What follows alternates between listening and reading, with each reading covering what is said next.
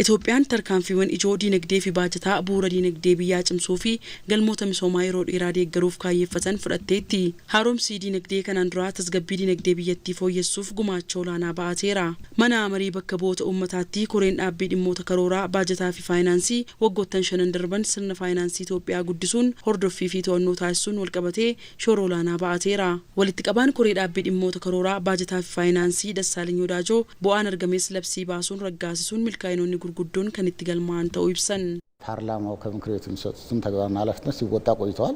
ፓርላማን hojiilee fi itti gaafatamummaa mana marichaan kenname ba'achaa tureera. Inni ijoon labsii baasuudha. Waliigala labsiiwwan 34 ta'an raggaasiseera. Labsiiwwan kunniin qabatamaan lafarratti bu'aa akkamii fideera kan jedhu ilaalleerra. Baay'ee bu'aa fideera. Gama kanaan baay'ee bu'a qabeessa turre. Dameelee 23 ta'an deddeemnee ilaalleerra. Kun baay'ee gaariidha. Dhaabbilee nuti hordofnu lafee dugdaa dinagdee goorooti jechuu dandeenya. Ministeera maallaqaa, baankii biyyaalessaa, ministeera karooraaf misoomaa, ministeera galiiwwanii fi dhaabbilee itti waamama isaaniiti. Dhaabbilee gahee olaanaa qabanidha. Sababa kanaan imaammata fiizikaalaa keenya haala gaarii ta'een ce'uun jijjiirama fidaa jira. Riiformiin dinagdee gooroos baay'ee jijjiirama agarsiisaa jira. Fooyyeensa dinagdee gooroo akka biyyaatti hojiirra ooluu hordofee tarsiimoo galii biyyaa milkeessuuf labsiin bulchiinsa taaksii taasifamuus ibsaniiru.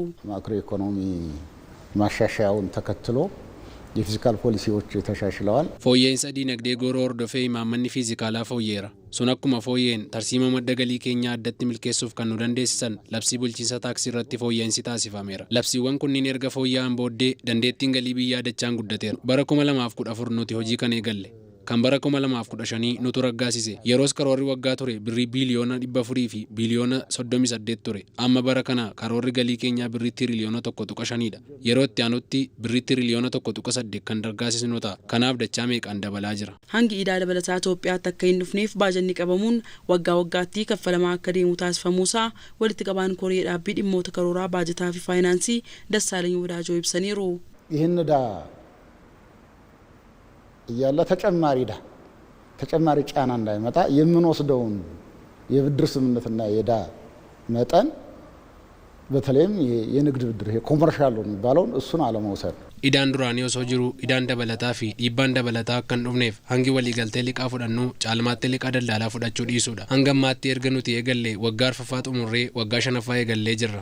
Yeroo kana keessatti liqaa daldalaa tokkollee hin fudhanne. Kan biroo liqaa keenya waggaa waggaatti baajeta qabannee kaffaluu qabna. Kanas taasisaa jirra. Dhaabbiidhaan idaa keenya osoo walirraan kutiin kaffalaa jirra. Turtii nuti qabaannes bareedaa ture. Fuuldurattis koreen dhaabbii kun ni hundaa'a. Koreen dhaabbii kun fedhii misooma uummataa dhugoomsuuf karaa dandeessisuun guyyaa falkan hojjechuu kan qabu ta'uu qaba. Teknooloojii ammayyaawaa fayyadamee hojjechuun of qopheessuu kan qabudha.